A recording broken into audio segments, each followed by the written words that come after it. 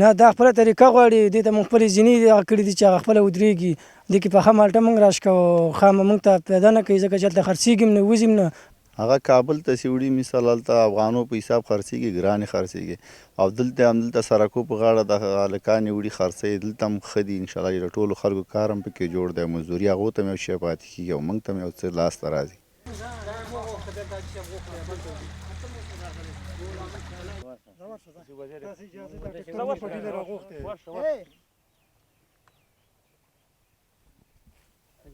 موږ چې د درې بورې وکړو که نه لکه 400 منه 450 منه کوي نو بانجانو کې به موږ ګرځو که نه بس همداسې دا کافي کار کې دا شی